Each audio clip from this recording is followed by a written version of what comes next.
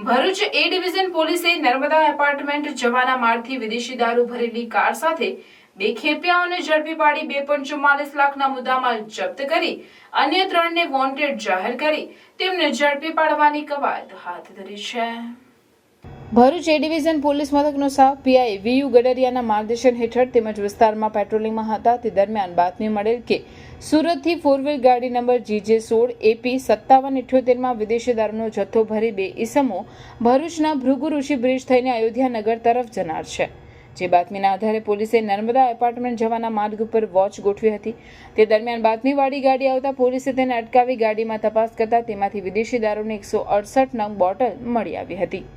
એ division પોલીસે 94,000થી વધુનો દારૂ અને 2 ફોન તેમજ ગાડી મળી 2,44,000થી વધુનો દારૂ સાથે સુરતના પાંડેસરાના ગોવર્ધન નગરમાં રહેતા કરણ દેવી પ્રસાદ પાંડે અને શુભમસિંહ ઉર્ફે આયુષ રણજીતસિંહ રાજપૂતની અટકાયત કરી હતી। જ્યારે વિદેશી દારૂનો જથ્થો મોકલનાર અમરસિંહ રાજપૂત અને મંગાવનાર ભરૂચના બુટલેગર અનીશ રાણા સહિત જતીન નામના 3 ઇસમોને વોન્ટેડ જાહેર કરી વધુ તપાસ હાથ ધરી છે।